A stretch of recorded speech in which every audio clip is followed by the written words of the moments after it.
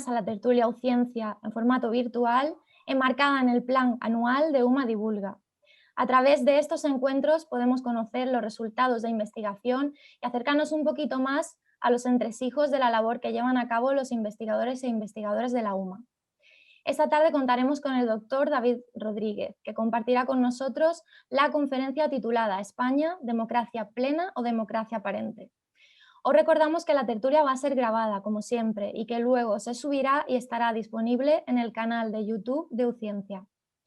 Esta actividad es posible gracias a la financiación de la Fundación Española de Ciencia y Tecnología y a la organización del Servicio de Publicaciones y Divulgación Científica de la Universidad de Málaga, perteneciente al Vicerrectorado de Investigación y Transferencia.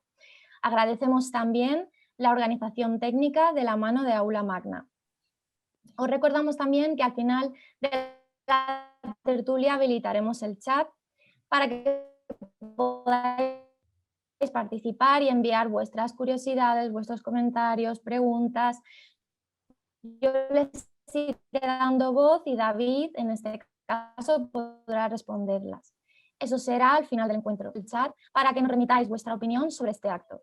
Antes de empezar, agradecemos también a cada uno de los asistentes vuestra presencia y vuestro tiempo. Rodríguez, que ha desarrollado su actividad investigadora en prestigiosas instituciones nacionales e internacionales como el Consejo Superior de Investigaciones Científicas. Su investigación se centra en la evaluación de la sostenibilidad de las políticas públicas de conservación de la naturaleza, un campo interdisciplinar que incluye aportaciones de la biología, las ciencias ambientales, la geografía, la sociología o el derecho. Actualmente desarrolla su actividad en el Centro Temático Europeo de la Universidad de Málaga. Ha publicado como investigador más de 30 artículos en revistas internacionales, 6 monografías y 4 capítulos de libro. Además, también posee una faceta literaria, donde ha publicado poemarios, libros de relatos, ensayos e incluso obras teatrales. Como veis, David posee una formación y una experiencia transversal donde confluyen diversas disciplinas, ya que desde su ámbito de estudio se ha mantenido próximo a la geografía, la sociología o el derecho. Desde este enfoque interdisciplinar va a abordar la tertulia. Y ahora sí, cuando quieras, David, pues puedes comenzar. Pues muchísimas gracias, Cristina. Buenas tardes a todos, bienvenidos. Antes de comenzar, me gustaría agradecer a Cristina y al resto del Servicio de Publicaciones y Divulgación Científica de la UMA la oportunidad que me brindan de estar aquí hoy con todos vosotros y el extraordinario trabajo que hacen, no solo organizando esta sesión, sino el conjunto de actividades de tertulia sobre ciencia, que creo que es un formato muy útil y muy necesario para sacar el conocimiento y el pensamiento de los muros de la universidad y fomentar el debate y el pensamiento crítico en la sociedad en general. Hoy os voy a hablar de un tema, no sé si compartir la pantalla ya, sí, ¿no? Voy a empezar a... vale, aquí estamos.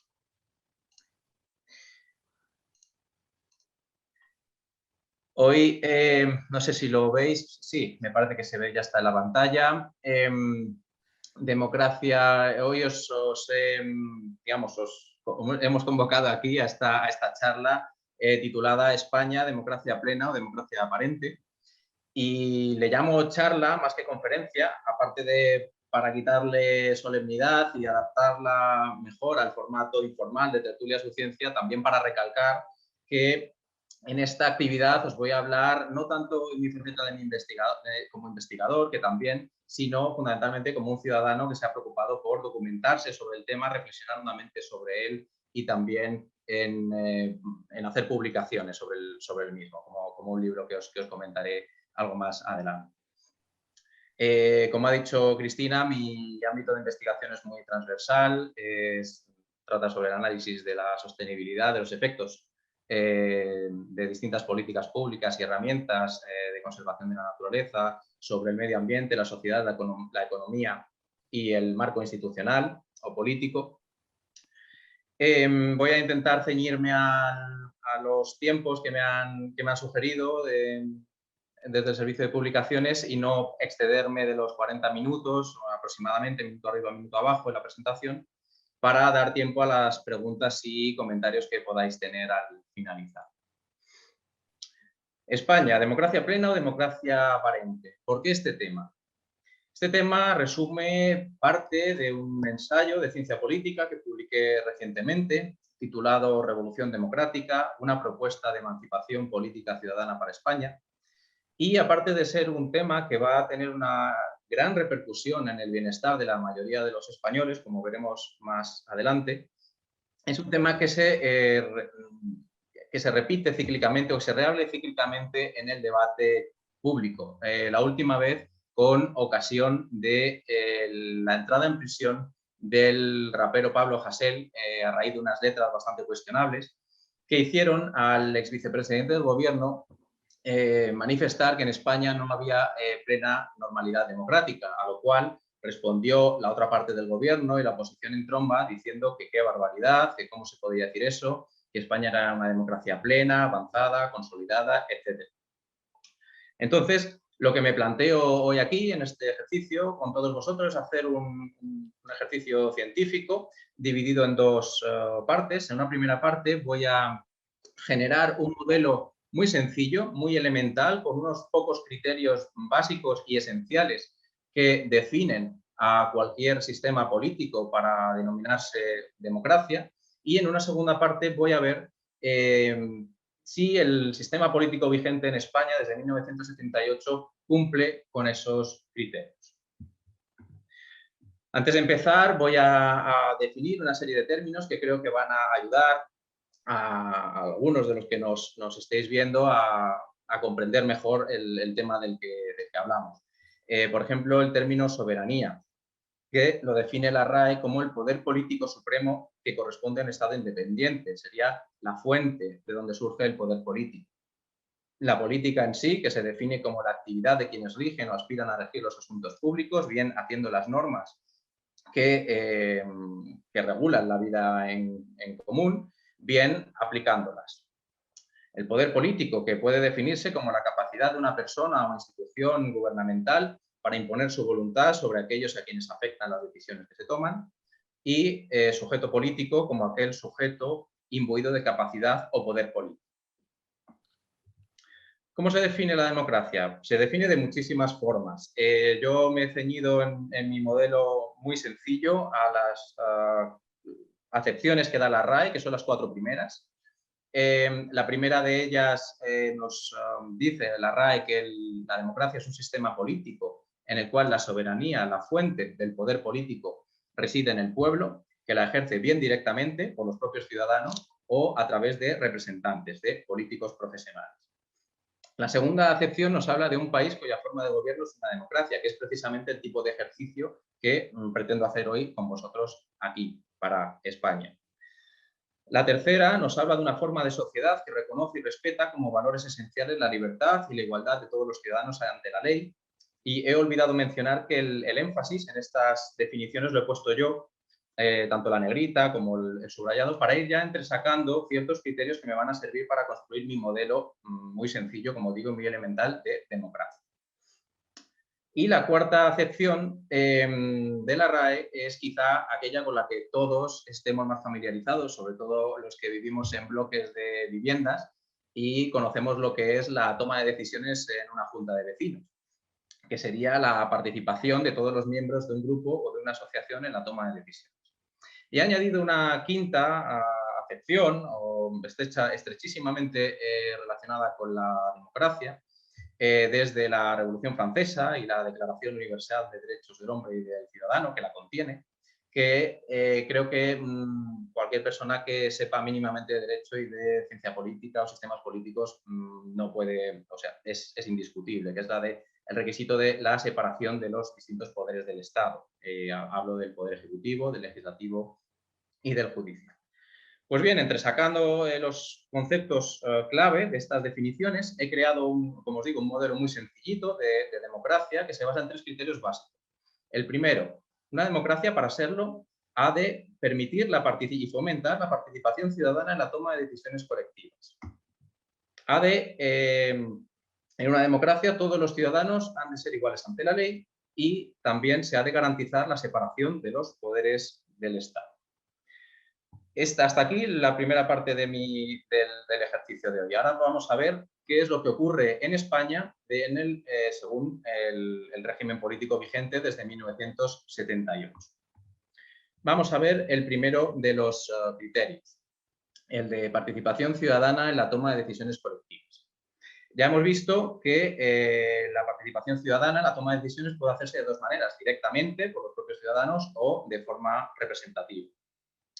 La Constitución vigente establece tres mecanismos de democracia directa.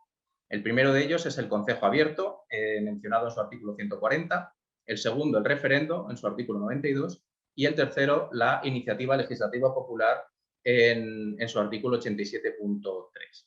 Vamos a verlos. El primero de estos mecanismos de democracia directa es el de Concejo Abierto, que se aplica exclusivamente al ámbito municipal.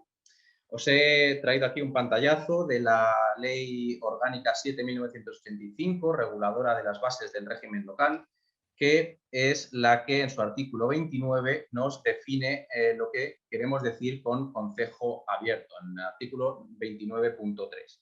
Y dice textualmente, en el régimen de concejo abierto, el gobierno y la administración municipales corresponden a un alcalde y una asamblea vecinal de la que forman parte todos los electores. Es decir, en un régimen de concejo abierto las decisiones se toman de forma asamblearia por la mayoría de todos los vecinos que forman el municipio, que tienen, en este caso, poder político, son sujetos con poder político. Como señalo aquí, la constitución de un municipio que históricamente no tenga este régimen de gobierno debe pasar tres filtros que se muestran en el punto 2 del artículo 29. El primero de estos filtros es que se requiere la mayoría de los vecinos, la petición de la mayoría de los vecinos del municipio, lo cual es bastante probable que ocurra, ya que a priori la gente sería favorable a participar más en las decisiones que le pueden afectar. Pero es que luego se requiere también decisión favorable por mayoría de 2/3 de los miembros del ayuntamiento de ese municipio. Y esto quiere decir que aquellos sujetos que monopolizan el poder político lo cedan voluntariamente y lo distribuyan equitativamente entre todos los ciudadanos de ese municipio, lo cual no parece muy factible. Y además por una mayoría abrumadora, amplísima, de 2/3, que recuerdo aquí a modo de contraste, que es mayor que la que se requiere incluso para reformar la propia Constitución. Pues bien, incluso en el raro supuesto de que ese filtro se superase, todavía quedaría un tercer filtro, que es el de la aprobación de la propia comunidad autónoma donde se ubica ese ayuntamiento. Seguramente algunos estéis planteando cuántos municipios hay que funcionan de esta manera. Pues hay 104 municipios de los más de 8.100 municipios que hay en España, lo cual arroja un porcentaje ligeramente superior al 1% del total de los municipios en España. El segundo mecanismo de democracia directa establecido en la Constitución es el referendo. Os he extractado aquí un pantallazo de la aplicación web del Congreso, de su artículo 92, que en su punto 1 nos dice que las decisiones políticas de especial trascendencia podrán ser sometidas a referendo consultivo de todos los ciudadanos.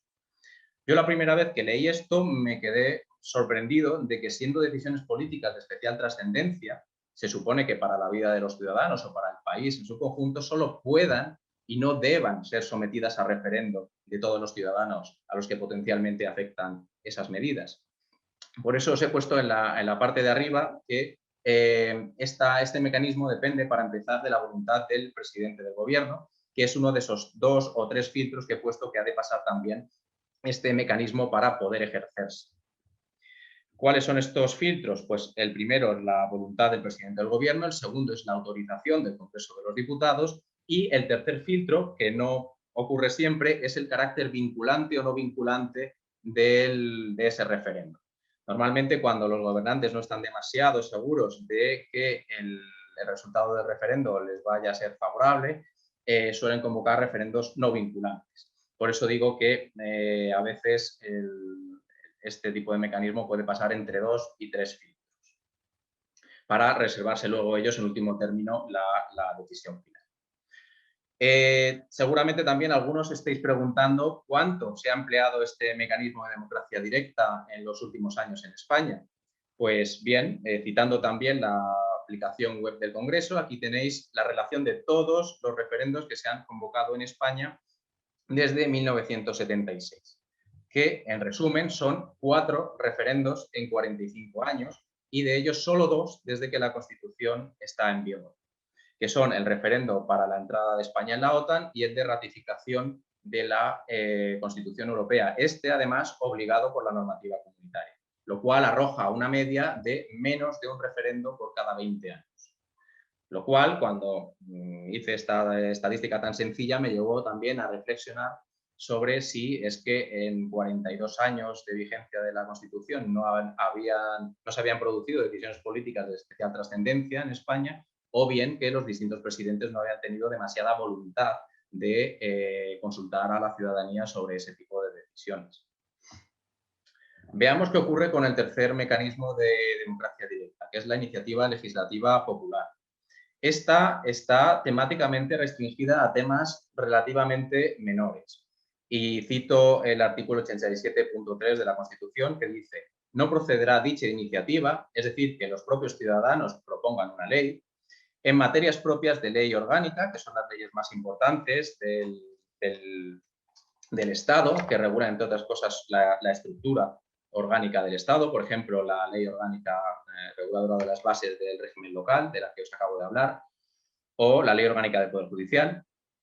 Tampoco procederá esa iniciativa en materia tributaria o de carácter internacional, ni en lo relativo a los indultos. Bien, a pesar de estar temáticamente restringida, ha de pasar también 3 filtros que son bastante exigentes, como veremos. El primero es que para poderse tramitar, o para poderse iniciar, se han de conseguir al menos 500.000 firmas acreditadas. Estas firmas se presentarán ante el Congreso, que puede, este es el segundo filtro ya, admitirlas a trámite o inadmitirlas a trámite. Y tras admitirlas a trámite, esto no implica que la iniciativa legislativa popular se vaya a aprobar, sino simplemente que se pasa a debatir o en pleno o en comisiones para que posteriormente los diputados, tras debatirla, puedan aprobarla o rechazarla, que es el tercer filtro al que hago referencia. Bien, seguramente también os estáis preguntando cuánto se ha empleado este mecanismo de democracia directa en España desde que la Constitución está en vigor. Cito también la aplicación web del Congreso, que dice: es preciso señalar que tan solo 3 de estas iniciativas han conseguido convertirse en ley. Recapitulando, de los 3 mecanismos de democracia directa, apenas un 1% de los ayuntamientos funcionan en régimen de concejo abierto. Se ha convocado menos de un referendo cada 20 años y se ha aprobado una iniciativa legislativa popular de media cada 14 años. A la vista de estas cifras, no parece que los mecanismos de democracia directa se estén empleando demasiado en el sistema político español vigente y se podrían catalogar, sin mucho género de dudas, como anecdóticos. Y alguien me podría decir, si estuviéramos delante en el PAF, como se solían hacer las tertulias de ciencia: vale, David, pero es que España no es una democracia directa, España es una democracia representativa. De acuerdo. ¿Qué implica la democracia representativa? Implica que hay 2 tipos de sujetos políticos. Están los representantes y los representados. Los representantes son políticos profesionales que se encuadran en unas organizaciones burocráticas, que son los partidos políticos, y de otra parte están los representados, que serían los ciudadanos y los electores que han votado por ese representante. Entonces, la función de ese representante es promover los intereses de su conjunto, su electorado, de la manera más eficaz y eficiente posible. Vamos a ver cómo la Constitución define a los partidos políticos en su artículo 6. Dice: los partidos políticos expresan el pluralismo político, concurren a la formación y manifestación de la voluntad popular y son instrumento fundamental para la participación política. Yo quizás añadiría comentaría que más que instrumento fundamental, son instrumento único y exclusivo para la participación política.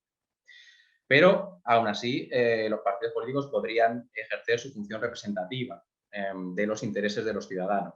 Vamos a ver qué dos funciones les atribuye la Constitución a los partidos políticos. La segunda de ellas, que es la de manifestar la voluntad popular, es la que todo el mundo asume. En una democracia representativa, los políticos deberían manifestar la voluntad popular de la ciudadanía o de sus electores.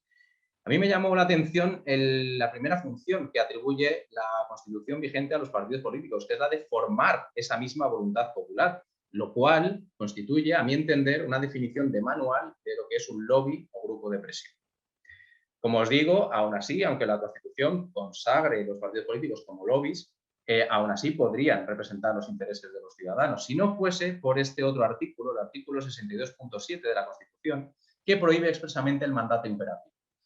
¿Qué es el mandato imperativo? El mandato imperativo es un vínculo estrecho, sólido, contractual entre los representantes y sus representados. De tal manera que el representante, el político, debe promover fielmente lo pactado con sus representados, de tal manera que si no lo hace así, los representados tendrían la posibilidad de revocar a ese representante y poner a un sustituto en su lugar que lo hiciese, a su entender, mejor, que representase mejor sus intereses. El hecho de que la Constitución prohíba expresamente este vínculo estrecho entre representante y representado deja la representación política al mero arbitrio o a la buena voluntad de los políticos electos. Citando a la propia aplicación web del Congreso, dice: para que la representación política exista, para que funcione, el ciudadano tiene que verse representado o reconocerse en la acción del representante públicamente percibido. Yo ahora, si estuviera delante, os preguntaría, ¿conocéis a vuestro representante en el ayuntamiento de vuestra ciudad? ¿Quién os representa en vuestro Parlamento autonómico o en el Congreso de los Diputados? Yo no lo sé, yo no conozco quién representa mis inquietudes, mis intereses, a quién puedo hacerle llegar mis iniciativas, no lo sé, no tengo ni idea. Voy un poco más allá. Cuando yo en foros informales pregunto a la gente si se sienten representados por los gobiernos a las distintas escalas administrativas, de su ayuntamiento, de su comunidad autónoma o del gobierno de la nación, muy poca gente me dice que se ve representados, que ve representados sus intereses en esos gobiernos a distintas escalas. Pero es que voy todavía un paso más allá, y es que cuando pregunto a esa misma gente si se sienten representados al menos por el partido político por el que votaron en las últimas elecciones, también apenas nadie reconoce sentirse representado. De tal manera que se puede decir, quizá sea exagerado decir que no hay representación política en España, pero sí que se puede decir, creo que con bastante confianza, que la representación política es cuando menos disfuncional en España. Y esto genera una enorme desafección de una gran parte de la población respecto de la política y de las instituciones, que además se agrava en periodos de mayorías absolutas cuando el gobierno de turno no consensúa, no dialoga siquiera con los distintos partidos de las cámaras para tomar decisiones y las toma en solitario. De tal manera que, a la vista de estos hechos, de mecanismos de democracia directa meramente anecdóticos y representación política cuando menos disfuncional, creo que no se puede decir que este primer criterio democrático de la participación ciudadana en la toma de decisiones colectivas se cumpla actualmente en España.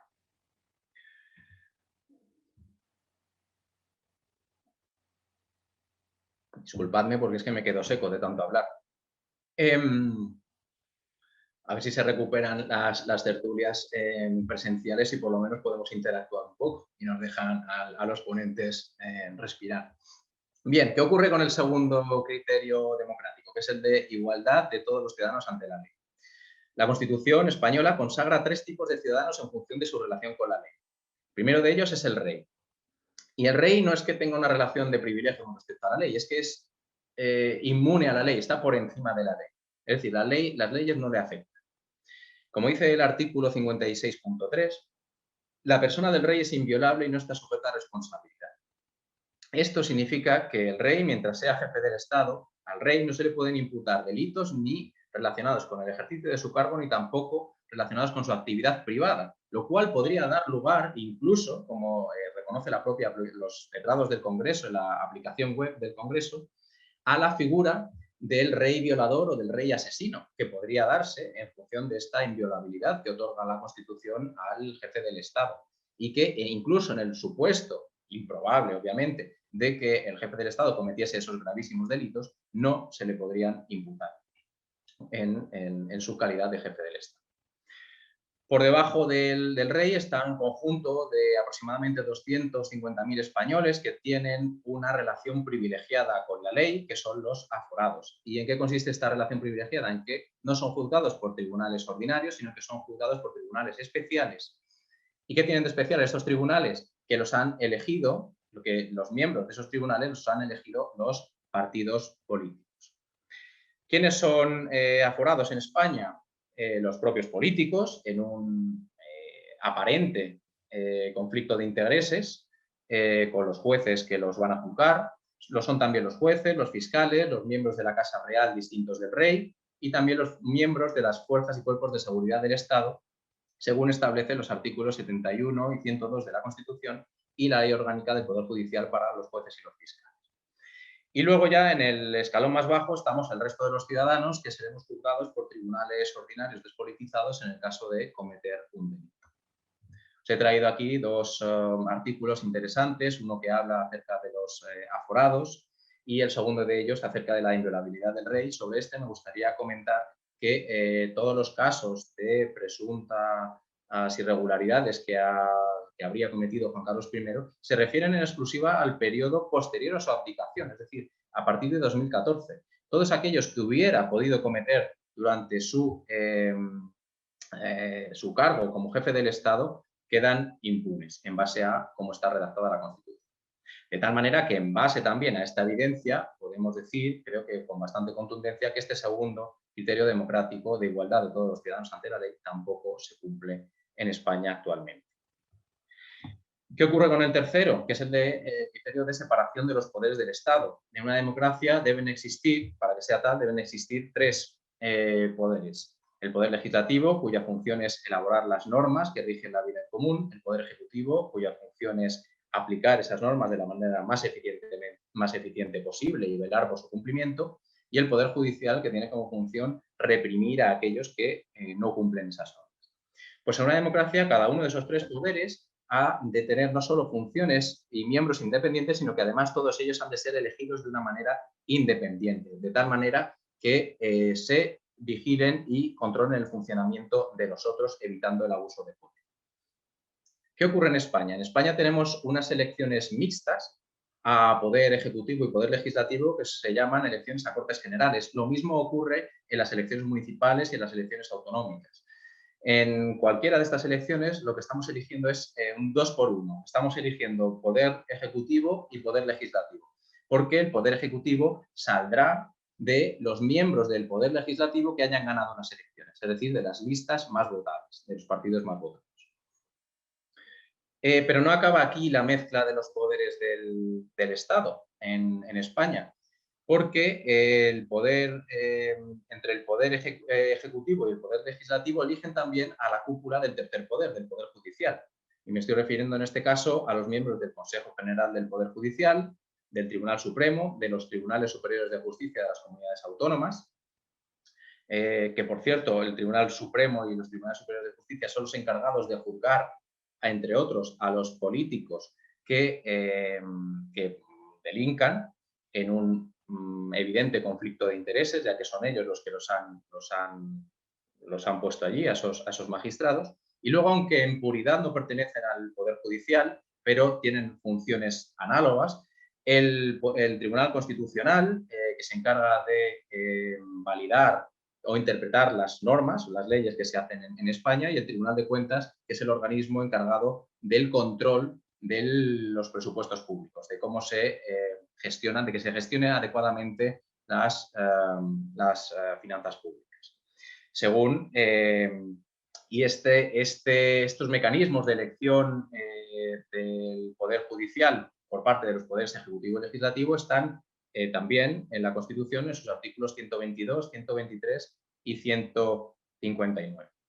De todos estos organismos me gustaría simplemente singularizar uno de ellos, que me parece el paradigma de la intromisión política en el Poder Judicial, aunque, como digo, no es estrictamente Poder Judicial, que es el Tribunal de Cuentas, cuyos miembros son 12, pues 6 de los 12 son elegidos por los partidos políticos mayoritarios del Congreso y los otros 6 son elegidos por los partidos políticos mayoritarios del Senado. Recuerdo que entre las funciones del Tribunal de Cuentas está la de fiscalizar la actividad económica de los propios partidos políticos que han elegido a esos jueces.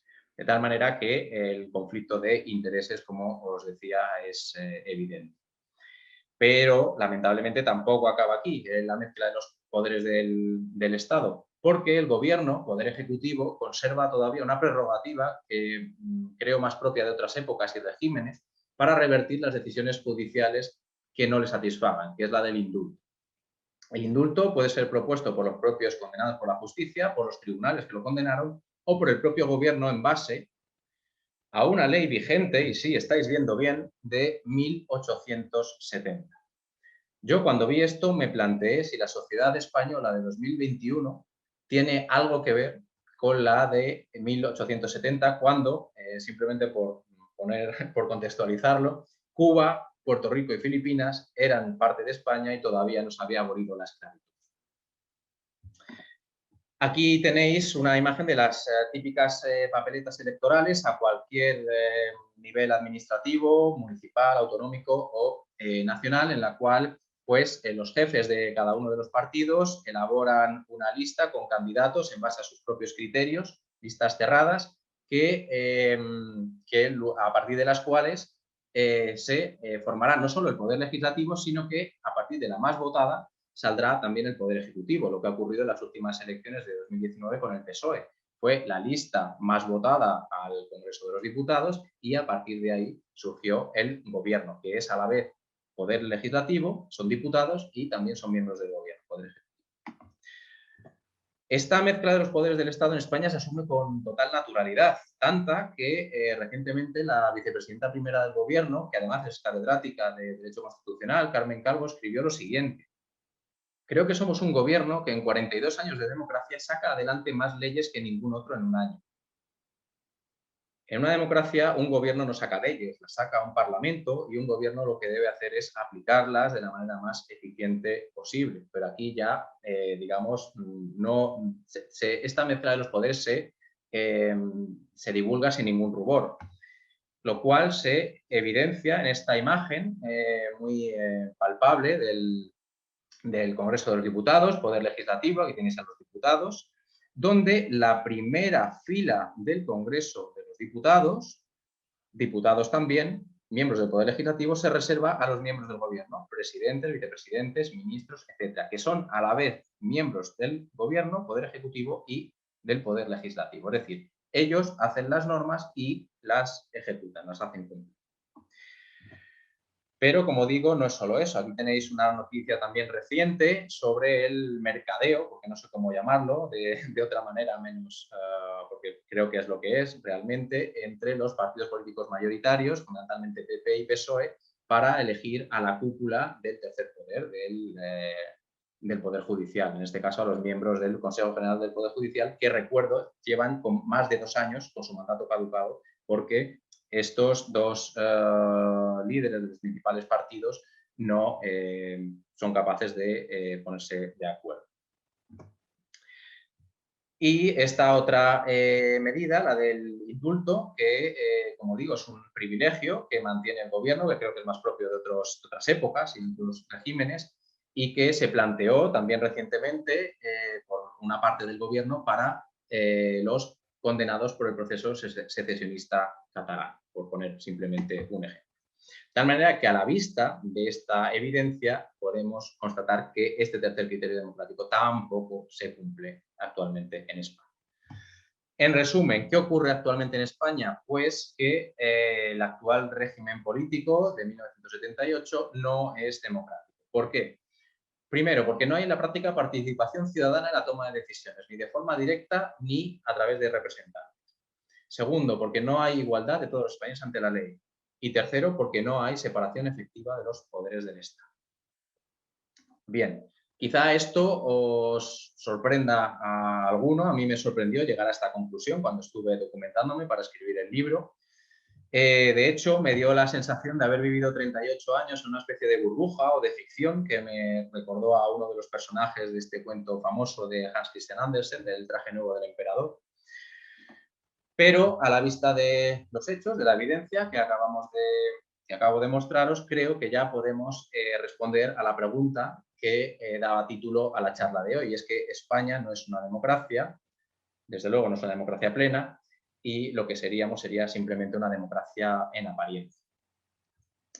Bien, quizá ahora algunos estéis preguntando, bueno, pues incluso si te doy el beneficio de la duda, vale, si no somos una democracia, entonces, ¿qué tipo de régimen político hay en España?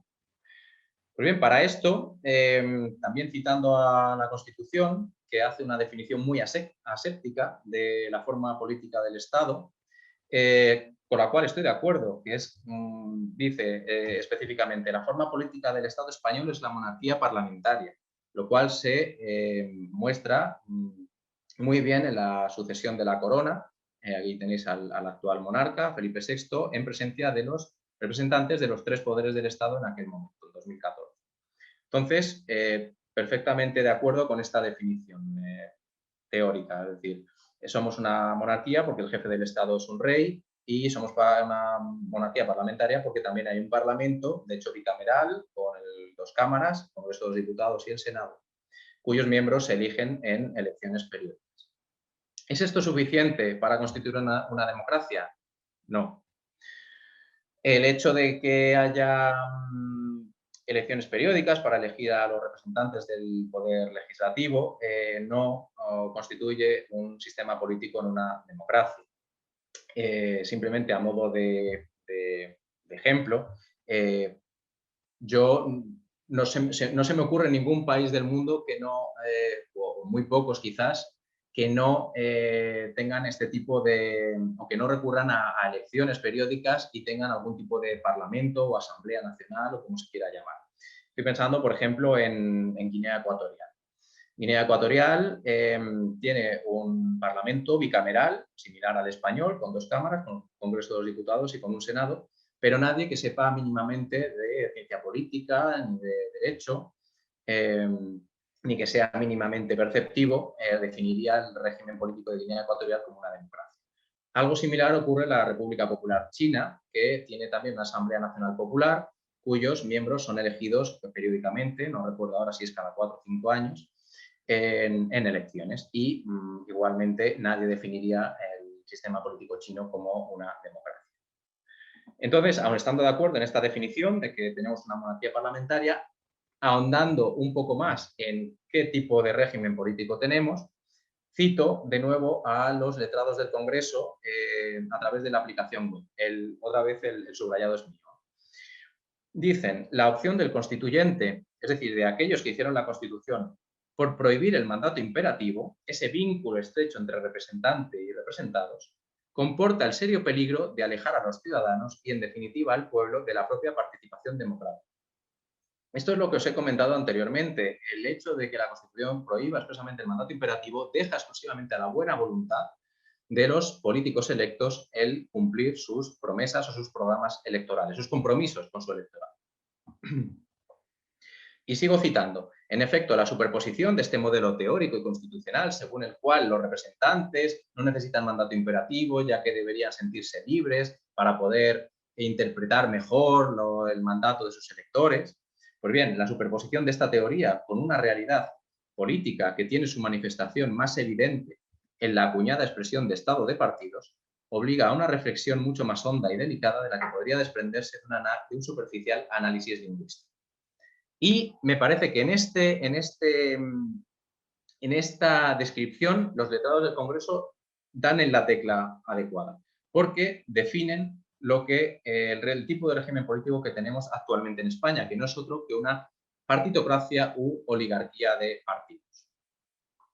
¿En qué se diferencia una partitocracia de una democracia?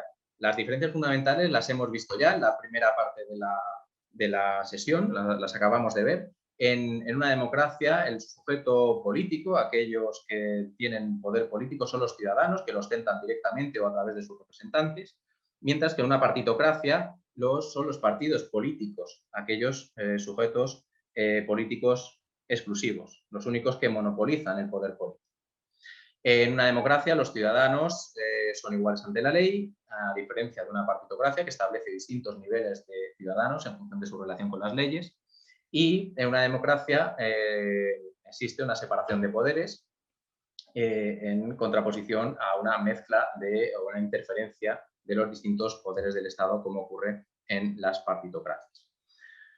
En una partitocracia, el poder político se concentra en unas pocas manos, como su nombre indica, oligarquía de partidos, que son las de los miembros de los partidos políticos mayoritarios, a todas las escalas administrativas. Estoy hablando, simplemente he puesto los jefes de los partidos, aunque alguna cara ya ha cambiado recientemente, de los principales partidos nacionales, pero la misma estructura y el mismo concepto se replica a escala autonómica y a escala municipal. Pues a esta serie de personas, pues podríamos añadirle aquí a los jefes quizá podríamos añadir otras 3 o 4 caritas más, por ejemplo, los jefes de Esquerra Republicana, el PNV y algunos otros partidos, y entre este puñado de españoles, los jefes de cada uno de los partidos son los que acaparan, diría que la totalidad del poder político en España. Esto quizá os sorprenda a algunos, sobre todo a los que tengáis más edad. Yo cuando he debatido sobre estos temas con gente de la edad, por ejemplo, de mis padres, me dicen, pero qué barbaridad, ¿cómo no vamos a vivir en democracia si ya no vivimos en dictadura? Claro, el tema es que no todo lo que no es dictadura es democracia. Es decir, en España no hemos dado este salto de que las decisiones políticas colectivas o que las decisiones políticas que afectan a la ciudadanía pasen a tomarse por una única persona a que pasemos a tomarlas entre todos, bien de forma directa o a través de nuestros representantes.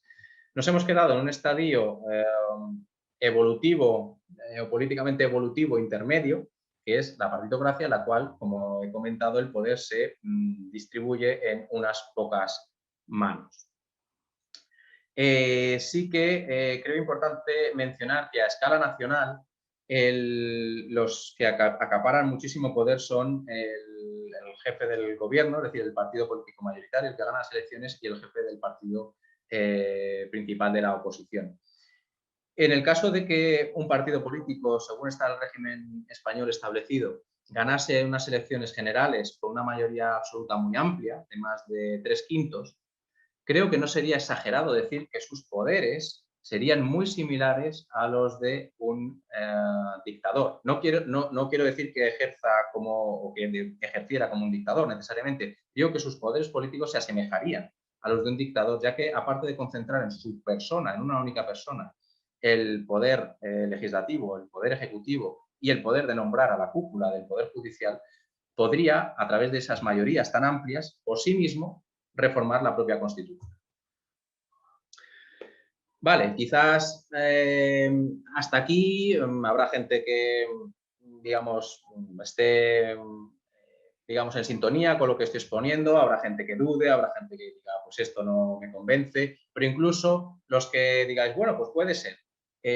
Quizá me preguntarais, bueno, vale, y aunque vivamos en una partitocracia, es decir, ¿qué importancia tiene eso? ¿Qué repercusión tiene para mí vivir en una partitocracia? Es que no se puede vivir, no se puede prosperar, no se puede ser feliz en una partitocracia. Y yo le diría, pues sí se puede. También se puede vivir y ser feliz e incluso progresar en una autocracia.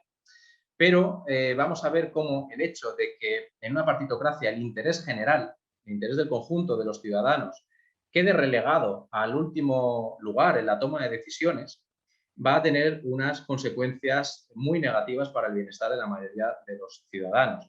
El interés general en la partitocracia siempre va detrás, o diría, no fallaría si digo que siempre va detrás del interés particular de los propios jefes de los partidos, de los intereses de los propios partidos políticos como maquinarias burocráticas que monopolizan el poder político y del interés mercantil de los socios que hacen negocios tanto con los políticos como con los partidos. Y de esto hay múltiples ejemplos que se os pueden ocurrir a todos. ¿Qué consecuencias tiene que el interés general esté relegado al último término en la toma de decisiones? Pues unas cuantas, y son bastante indeseables. Por ejemplo, la marginalización de los ciudadanos y su indefensión ante la toma de decisiones. Pues ahora te subo los impuestos, pues ahora te restringo el horario de apertura de los bares. Y el ciudadano no le queda otra que acatarlo, es decir, se encuentra indefenso, al carecer de poder político, él no tiene capacidad de decisión, no tiene ninguna capacidad de decisión, lo que genera una dependencia política total de los ciudadanos con respecto de los partidos políticos que, como digo, monopolizan el poder político en España. Otra consecuencia indeseable es la deficiente gestión de los recursos públicos que vemos cotidianamente. Por ejemplo, el hecho de que a la hora de construir una carretera, pues en lugar de costarnos X, nos cueste 2X o 3X de dinero público de todos, sin que pase nada. Dinero público que podría destinarse perfectamente, pues por decir algo, a la educación, a meter más personal en sanidad o mejor maquinaria para que uno, cuando pida una cita en la sanidad pública, no tenga que esperar 2 o 3 meses a que lo atiendan. Y esta deficiente gestión de recursos públicos no tiene ninguna repercusión, no pasa nada, es una deficiencia que, como es legal, pues se asume, es decir, no tiene repercusión. Luego, la mezcla de los poderes del Estado genera impunidad de la clase política, abuso de poder, de los cuales también vemos abundantes ejemplos, corrupción sistémica y generalizada, que también no hace más falta que poner las noticias para constatarlo. Y un último hecho que me parece, no sé si más grave que los otros, pero me parece especialmente grave, que es la intensa polarización social que genera el discurso partidista, que lo único que genera es división entre ciudadanos que tenemos intereses en la base, tenemos todos los mismos intereses, tenemos intereses comunes y lo que me parece pernicioso es este mensaje de división, de discordia, simplemente para polarizar a la sociedad y movilizarlos electoralmente para seguir, desde mi punto de vista, explotando a la ciudadanía desde las estructuras de los partidos. Y como digo, creo que es muy pernicioso porque no solo genera división y discordia y odio, sino que nos ha podido costar muy caro en forma de conflicto civil entre españoles. Estoy hablando ahora en concreto de los últimos años en cómo ha derivado de forma muy peligrosa el conflicto independentista en Cataluña, que hace poco tiempo nos pudo costar un disgusto muy grave, dada la irresponsabilidad y el partidismo de los gobiernos de ambos extremos.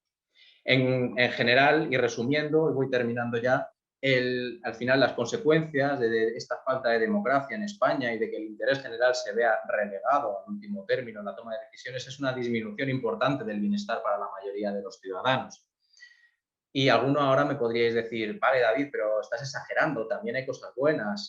Y yo os diré, pues sí, efectivamente, como reconozco en el libro, la España de 2021 es en general mejor que la de 1978 y ha habido avances innegables en determinados aspectos, pero reconociendo que, hablando en tiempos históricos, vivimos en la mejor España de la historia, es decir, nunca en la historia de España un español medio ha tenido tanto bienestar como en las últimas décadas. Reconociendo eso, también reconozco que vivimos a considerable distancia de la mejor España posible.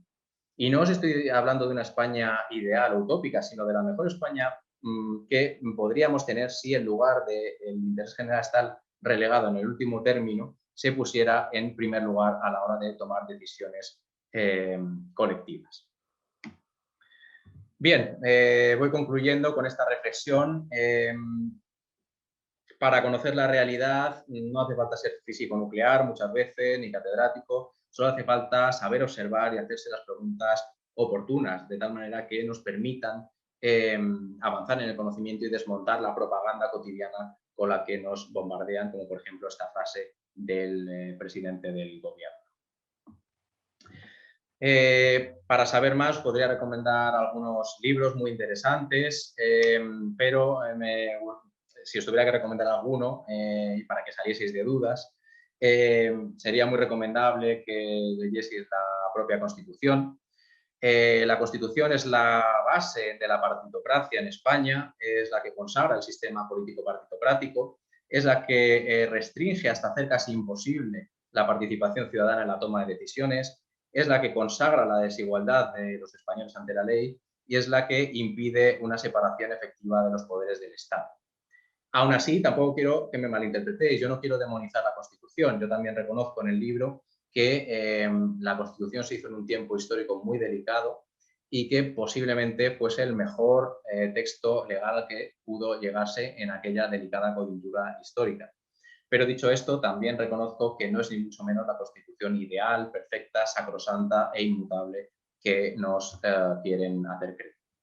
Y por último, simplemente os menciono el libro del que os he hablado en distintos puntos de mi charla, Revolución Democrática, una propuesta de emancipación política ciudadana para España, en el cual analizo el tipo de régimen político que hay en España, las causas de la partitocracia en España, sus consecuencias, y hago dos propuestas para transformar la partitocracia bien en una democracia representativa, más a corto plazo, corto-medio plazo, bien en una democracia directa ya más a medio largo plazo, en la cual todos los ciudadanos pudiésemos participar, tomar parte en las decisiones que nos afectan. Y eso es todo. Muchísimas gracias por vuestra atención. Creo que me he ceñido bastante bien al tiempo, quizá me he pasado algún minutillo, pero espero que tengamos todavía tiempo para algunas preguntas o comentarios. Muchas gracias. Bueno, muchísimas gracias, David, por habernos acompañado esta tarde y habernos invitado a reflexionar. Como tenéis el chat ya disponible, vamos a dar paso al tiempo de preguntas para que podáis escribir a través del chat y participar en el debate, plantear vuestros comentarios, cuestiones. Yo iré leyendo en voz alta las intervenciones para darle paso a David. Os recuerdo también que tenéis la encuesta disponible en el chat, que podéis hacer clic en el enlace y muy brevemente responderla. Y bueno, los resultados nos resultarían de gran ayuda para mejorar la organización de estos encuentros. Así que bueno, ahora os animamos a participar. Bueno, David, por aquí ya hay una intervención. Miguel te da las gracias en primer lugar y te pregunta, ¿qué propondrías para mejorar la calidad de la democracia? Muchas gracias, Miguel. Pues a corto plazo, personalmente me parece fundamental la independencia del Poder Judicial. Si tuviéramos que hacer algo, y además creo que es algo que está a mano, que es algo que puede hacerse sin tener una constitución nueva ni nada por el estilo, sino que puede hacer, es algo realista a corto plazo. Y el hecho de que por lo menos las malas conductas se penalizasen, yo creo que sería un salto cualitativo enorme con respecto a lo que tenemos ahora, donde se aprecia bastante impunidad en los delitos cometidos por los gestores públicos. Eso a corto plazo, y a medio y largo plazo, quizá esto ya es más filosófico o idealista, pero sí que me gustaría avanzar hacia una democracia directa en la cual fuéramos los propios ciudadanos los que pudiéramos autogobernarnos. Claro, para esto no es tan sencillo y por eso digo que es a medio o largo plazo. Esto conlleva una serie de reformas no solo políticas, sino educativas en profundidad para que la gente se forme en derecho, para que sepan cuáles son sus derechos, cómo se hacen las leyes, etcétera, etcétera. Y a mí a lo que me gustaría llegar es que en un futuro pues el Congreso pudiera estar formado por ciudadanos normales. Es decir, que el poder político no lo monopolizase una élite política, como ocurre actualmente, encuadrada en organizaciones burocráticas, que son los partidos, sino que cualquiera de nosotros, o de nuestros familiares, o de nuestros amigos, que tenemos nuestros propios intereses y creo que somos los mejores, los que mejor los conocemos y los que mejor los podemos defender y representar, pudiésemos estar en las asambleas de nuestras ciudades, de nuestras comunidades autónomas o en el Congreso de los Diputados, haciendo las leyes entre nosotros mismos. Bueno, pues por aquí María también te da las gracias por tu intervención y te pregunta si crees que hay algún sistema político en el mundo que represente el ideal de democracia? Pues ahí os tengo que reconocer que no conozco lo suficientemente bien el resto de sistemas para afirmarlo.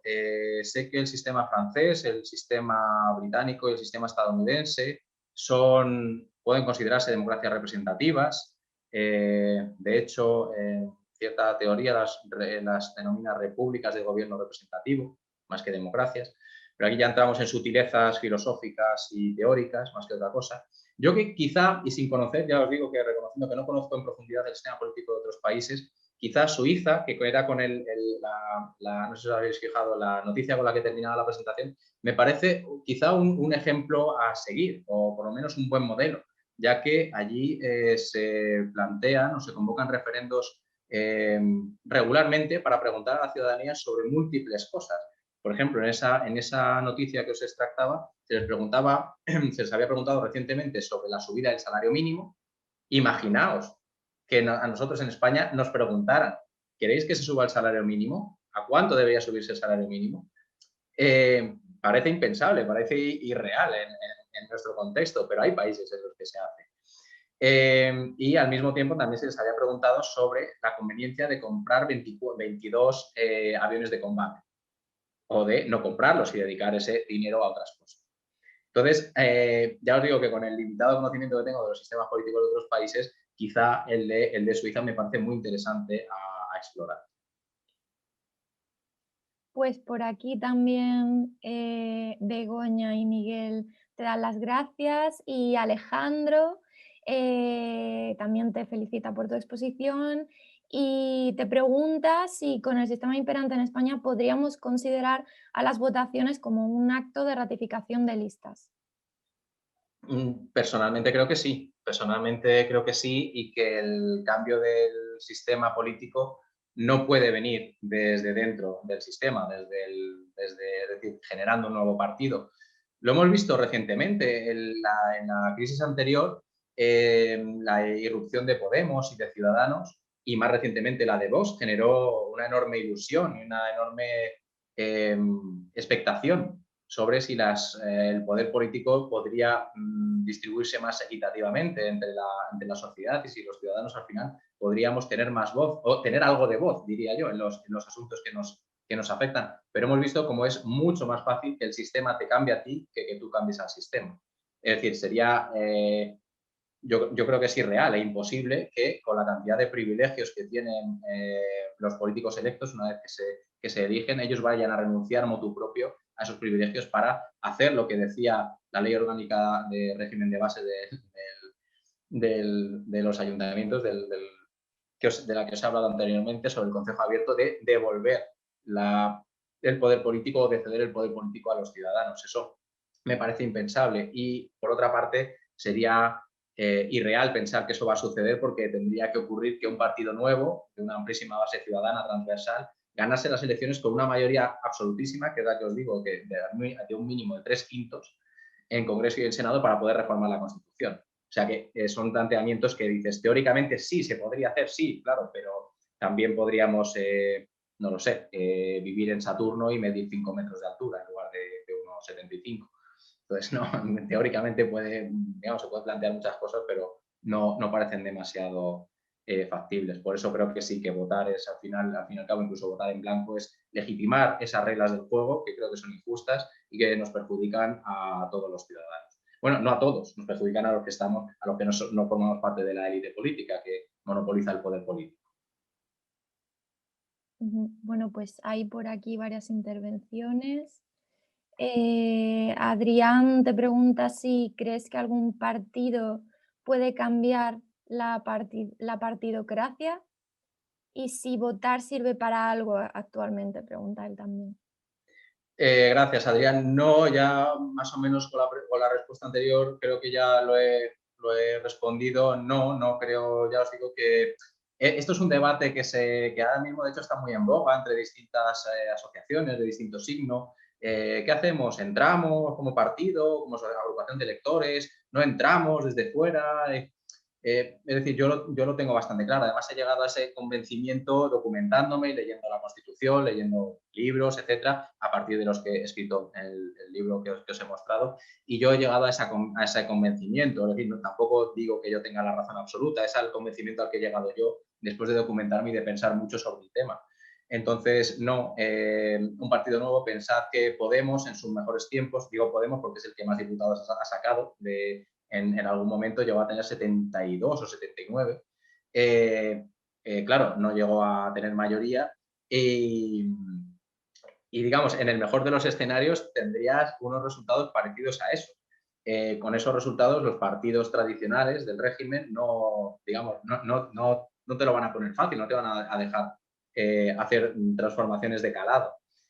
Y eso incluso manteniendo que esos 79 diputados se mantuviesen íntegros en sus convicciones de que el sistema debería cambiar y de que deberían llevar la voz de los ciudadanos a las instituciones y devolvérsela a posteriori mediante una reforma legal. De tal manera que no veo que haya ningún partido que vaya o que pueda cambiar el sistema y, en fin, tampoco tengo todas las soluciones, pero desde luego esa, desde mi punto de vista, no es una solución. Pues Francisco Albajara también te comenta por aquí, en relación al estado actual de la democracia, ¿qué consecuencias, desde el punto de vista del lastre para el desarrollo de España, consideras, en tu opinión, que tienen fenómenos como las cloacas del Estado, la herencia del franquismo, la no condena clara del pasado de dictadura? Bueno, yo lo que creo, ya os digo, yo en general intento hacer un análisis bastante desideologizado. Es decir, yo aquí no entro de si la izquierda es mejor que la derecha o la derecha mejor que la izquierda, porque de hecho creo que al final son debates interesados de las élites políticas para dividirnos a los ciudadanos y enfrentarnos entre nosotros, cuando realmente los que tenemos intereses comunes somos nosotros mismos y que son muy distintos de los que tienen ellos. Creo que efectivamente la Constitución que tenemos, no voy a decir que sea franquista porque no sería verdad, igual que no voy a decir que vivimos en una dictadura porque no lo es, pero sí que es una herencia muy clara del régimen anterior y eso se nota pues, en esas restricciones de las que os he hablado en la charla, en esa mezcla de los poderes del Estado, que era un sello distintivo del régimen anterior, una corrupción sistémica, es decir, las cosas no cambian de un día para otro totalmente simplemente por hacer una nueva constitución. Se lleva también trabajando y la mentalidad de los españoles, la cultura, lleva siendo la misma. Creo que es muy mala para el conjunto de los ciudadanos porque es una mentalidad y una cultura explotadora de una minoría que logra alcanzar el poder y desde ese momento se dedica a explotar al resto. Y eso no es nuevo, es decir, eso es una constante en la historia de España.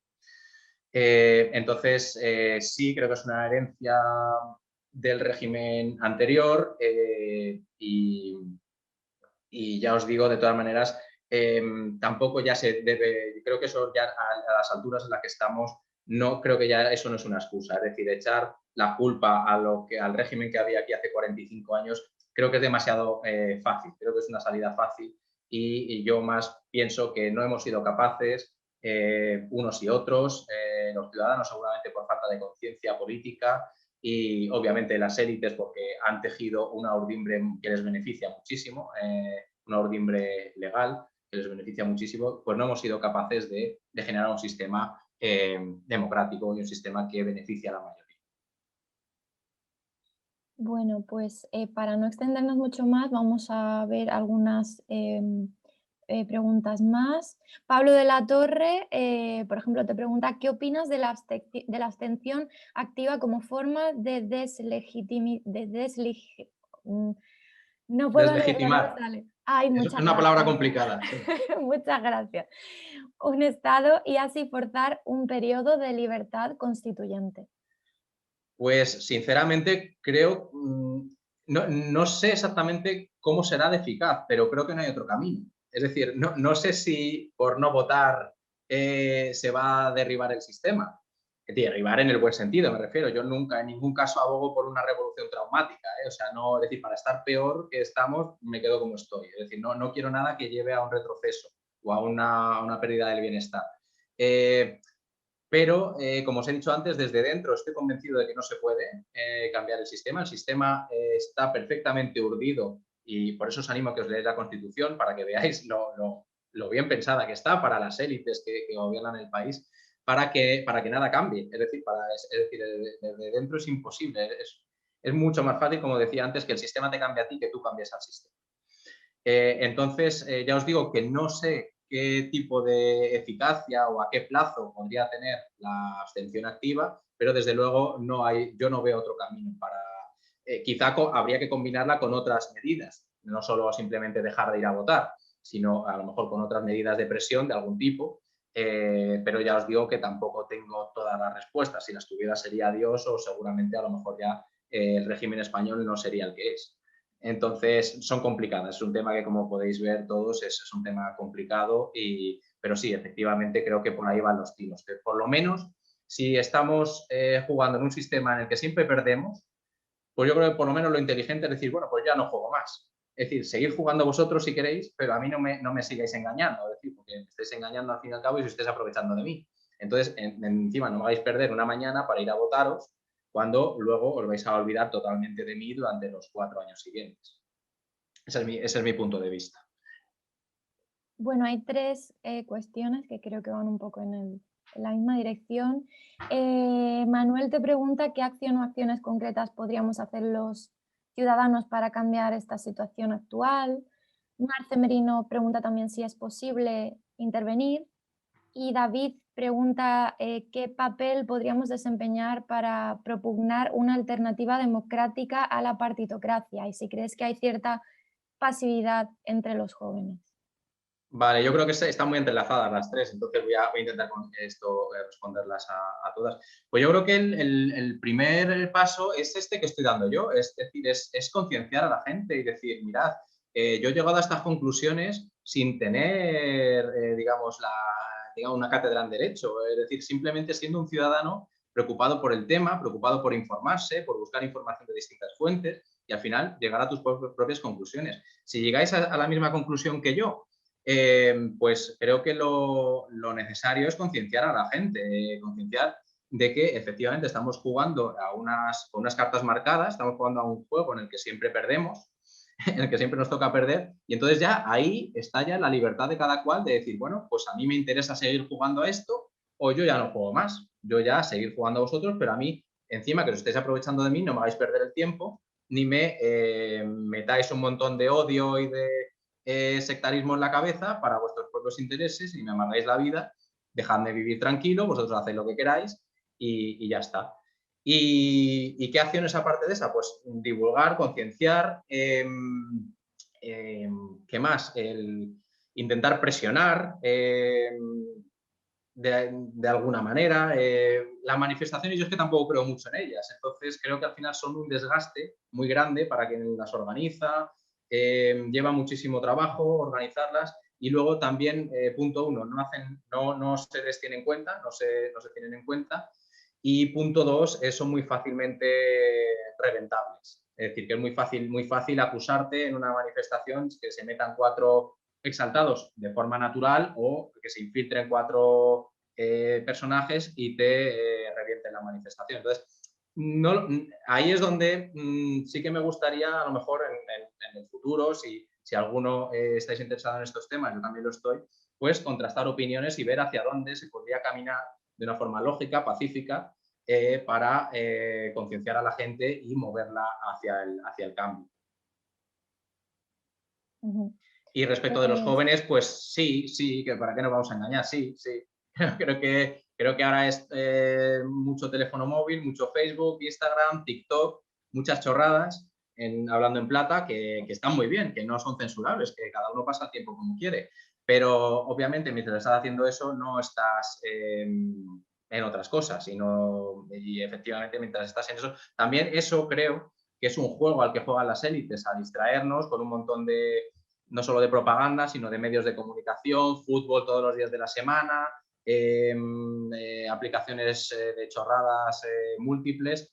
De esa manera, claro, la gente así no se para a reflexionar, no escribe libros, no habla con otra gente, no organiza este tipo de actividades y así, digamos, todo es más fácil, todo sigue igual. Entonces, en general sí, hay excepciones y yo conozco jóvenes muy concienciados y muy implicados, no solo en esta, sino en otras causas, pero si tuviera que generalizar diría que sí, que están un poco, que están muy pasivos y además diría más, que esta partitocracia está afectando especialmente a ese colectivo, está afectando especialmente a los jóvenes, porque si os fijáis, en la crisis anterior, la crisis económica, ¿quiénes pagaron el pato normalmente? En cuanto dijeron hay que recortar, ¿qué hacemos?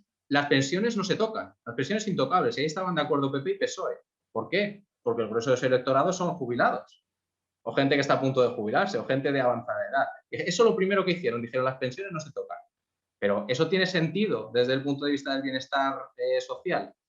Pensemos que los pensionistas, sin quitar que hay pensionistas que lo pasan mal y que tienen pensiones muy bajas, son gente que ya tiene la vida solucionada, tienen sus pisos pagados, es decir, ya no están trabajando, tienen, por así decirlo, más pasado que futuro. No, no me malinterpretéis, ¿eh? Simplemente digo que tienen la vida mucho más fácil, la tienen la vida hecha ya que los jóvenes. Los jóvenes no tienen ni casa, no tienen ni trabajo, ni perspectiva de encontrarlo tampoco, es decir, y son la gente que tiene todo el futuro por delante, tiene todo su porvenir. Y ante esa tesitura los partidos lo tuvieron clarísimo.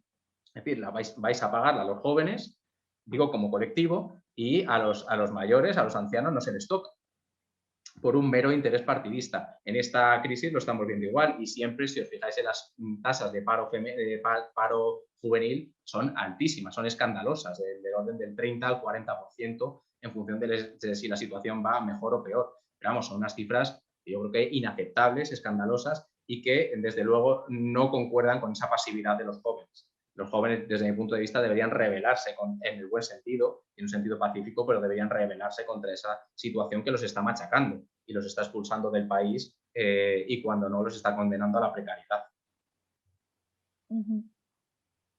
Bueno, espero que no se nos haya escapado ninguna intervención, como ha habido bastantes y nuestros asistentes se han animado a participar. También os recuerdo, mientras vamos finalizando el encuentro, que tenéis el enlace a la encuesta a través del chat, que podéis rellenar muy brevemente y que nos resultará de gran ayuda. Muchísimas gracias, David, de nuevo por tu intervención, por habernos invitado a pararnos, a reflexionar, a pensar un poco. Y antes de acabar, quiero reiterar los agradecimientos a la Fundación Española de Ciencia y Tecnología, al Vicerrectorado de Investigación y Transferencia, al Servicio de Publicaciones y Divulgación Científica de la Universidad de Málaga y a Aula Magna. Y recordaros que el jueves 13 de mayo, a través de este mismo enlace, habrá una nueva tertulia o ciencia a las 7, titulada Más allá de Samsung, el éxito de la ola Hallyu y el cine coreano, de la mano de Fernando Almeida y Enrique Navarro. Gracias también a todos los asistentes por acompañarnos y nos vemos en la próxima tertulia de UCiencia. Muchísimas gracias, David. Muchas gracias a vosotros, Cristina, y a todos los asistentes.